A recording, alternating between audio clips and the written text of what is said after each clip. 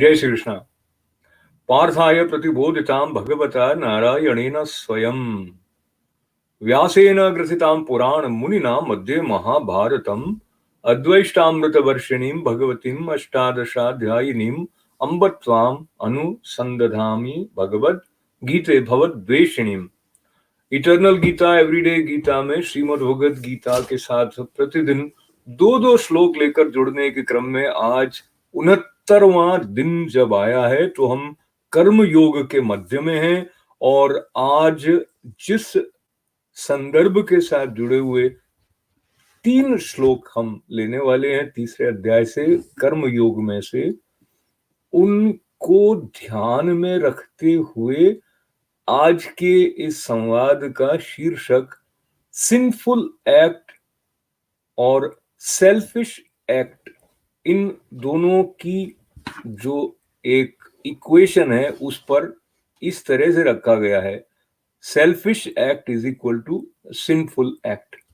तो ये क्यों है, क्या कह रही है श्रीमद् भगवद गीता, इसके बारे में प्रारंभ करते हैं 13वें श्लोक से, तीसरे अध्याय का। यज्ञ शिष्टाशिनः संतो मुच्यन्ते सर्व किल्बिषेः भुंजते ते त्वघम पापा ये पंचत्यात्मक कारणात्। इसका अर्थ बताया गया, यज्ञ से बचे हुए अन्न को खाने वाले श्रेष्ठ पुरुष सब पापों से मुक्त हो जाते हैं, और जो पापी लोग अपना शरीर पोषण करने के लिए ही पकाते हैं अन्न, वे तो पाप को ही खाते हैं। पाप को कैसे खाते हैं, वही बात समझ में नहीं आती है ना, ऐसे सीधे सीधे। पुनः इसका जो स्पर्श करें श्लोक का, यज्ञ शिष्टाशिन संतो मुच्यन्ते सर्व किल्बिषेः भुंजते ते त्वघम पापा ये पंचत्यात्मक कारणात्। यज्ञ से बचे हुए अन्न को खाने वाले श्रेष्ठ पुरुष सब पापों से मुक्त हो जाते हैं, और जो पापी लोग अपना शरीर पोषण करने के लिए ही पकाते हैं वे तो पाप को ही खाते हैं। तो बात यज्ञ की जब आ रही है, और जिस तरह से वेद व्यास जी ने परिभाषा जो पाप और पुण्य की दी है, तो वो क्या दी है, पर पीड़ा तो पाप है, और पुण्य क्या है कि परोपकार करना, दूसरे का भला करना, दूसरे का हित करने की तरफ हमारा ध्यान होना। यज्ञ होने का अर्थ यही है कि हम कृतज्ञता का भाव रखें, और भारतीय संस्कृति में जो कृतज्ञता है वो कहीं ना कहीं उसके मूल में है, और वो जीवन के हर आयाम को छूती है। चाहे आपके पारिवारिक संबंध हैं, चाहे आपका प्रकृति से संबंध है, चाहे आपका कार्य के साथ संबंध है, एक ईमानदारी और एक सत्य निष्ठा उसमें अनुस्यूत है, और वो यज्ञ के चक्र के साथ में जुड़ी हुई है।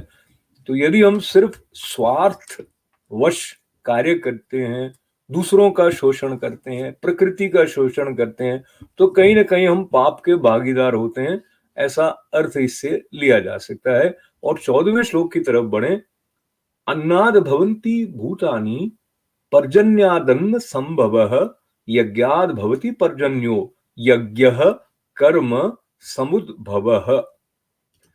और 15वां श्लोक है, कर्म ब्रह्मोद्भवम विद्वी ब्रह्माक्षर समुद्भवम तस्मात् सर्वगतम ब्रह्म नित्यम यज्ञे प्रतिष्ठितम। तो दोनों का अर्थ इस प्रकार दिया गया है, संपूर्ण प्राणी अन्न से उत्पन्न होते हैं, और अन्न की उत्पत्ति कैसे होती है, वृष्टि से होती है, और वृष्टि कैसे होती है, यज्ञ से होती है, और यज्ञ कैसे होता है, विहित कर्मों से उत्पन्न होने वाला है। विहित का मतलब क्या है, उसको थोड़ा और चिंतन करना पड़ेगा, पर हम ये मान लें कि जो शास्त्रीय ढंग से हमारे लिए करने योग्य कर्म है वो विहित कर्म है, तो उनसे यज्ञ उत्पन्न होता है। और कर्म समुदाय को तू वेद से उत्पन्न, और वेद को अविनाशी परमात्मा से उत्पन्न हुआ जान। वेद का अर्थ वैसे एक जानना इस अर्थ में भी होता है, और वो अपौरुषेय है। जिस संदर्भ से हम वेदों की बात करते हैं, तो वो ईश्वरीय वाणी है, ऐसा भाव है हमारी श्रद्धा के साथ में वेदों के प्रति। इसलिए भी ये है कि वो जो अविनाशी परमात्मा है उन्हीं से उत्पन्न हुआ ज्ञान, इससे सिद्ध होता है कि सर्वव्यापी परम अक्षर परमात्मा सदा ही यज्ञ में प्रतिष्ठित है। तो ये बात पुनः हमें याद दिलाती है कि यज्ञ क्या है, विष्णु जो है यज्ञ है। और हमारे संत हमें ये संकेत करते हैं कि हमें जीवन को यज्ञ बनाना चाहिए।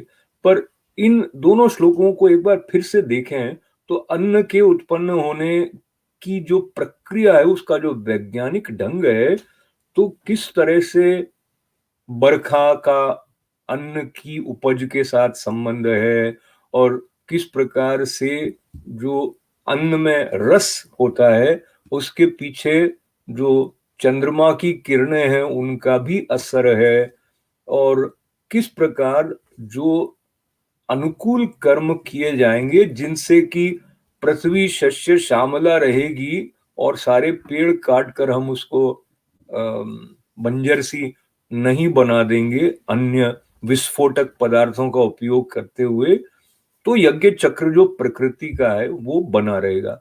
और वो नहीं होने से हम जैसे जैसे प्रकृति से दूर जाएंगे तो हमारा जीवन यज्ञ नहीं बनेगा, तो फिर कहीं ना कहीं कुंठाएं आने लगेंगी, और जिस तरह की स्थितियां होती है वो हम और आप देख ही रहे हैं।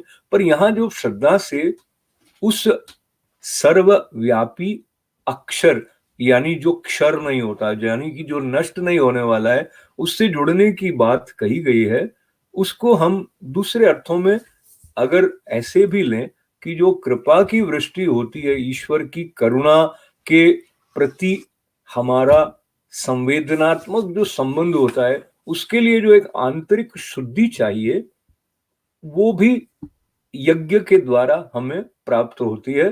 क्योंकि हम सिर्फ निहित स्वार्थ के बारे में नहीं सोच रहे हैं, हम व्यापक दृष्टि से अपने होने के सार के साथ जुड़ने के लिए स्वयं को प्रस्तुत कर रहे हैं।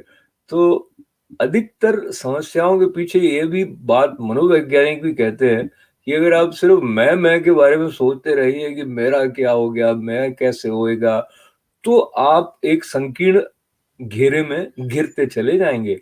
और अगर आप औरों के बारे में सोचेंगे, जैसे एक पिक्चर में गाना भी आया था, भाई तुम बेसहारा हो तो किसी का सहारा बनो, तुमको अपने आप ही सहारा मिल जाएगा। तो ये सहारे शाश्वत की बात यहाँ पर चल रही है। और श्रीमद् भगवद गीता में एक स्थान पर यह भी कहा गया कि आत्मेव यात्मनो बंधु रात्मेव रिपुरात्मनः। तो आप स्वयं ही अपने मित्र हैं और आप स्वयं ही अपने शत्रु हैं। तो मित्रता कब है? जब आप अपने जीवन को यज्ञ बनाने के लिए प्रस्तुत हैं। और शत्रुता कब है? जब आप पाप कर रहे हैं, स्वार्थी हो गए हैं। तो selfish act is equal to sinful act. इस बात को इस रूप में लेते हुए कि हम पाप से बचें और जीवन का जो कल्याणकारी पद श्रीमद् भगवद गीता दर्शा रही हैं, उनके साथ जुड़ने का हमारा ये जो क्रम है वो फिर से आगे जारी रहेगा। पर आज चलते चलते एक छोटा सा निवेदन ये है कि कोई भी निमित्त हो जाता है हमको हमारे सच्चे स्वरूप के साथ जोड़ने का।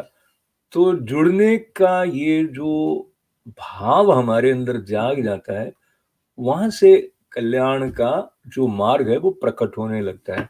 और जैसे कि हमारे उपनिषदों में ऐसे संदर्भ आए हैं कि जो सूर्य भगवान के संदर्भ को लेते हुए आप ये ईशावास्योपनिषद का ये जो है श्लोक, इसको सुने और फिर हम समापन करेंगे।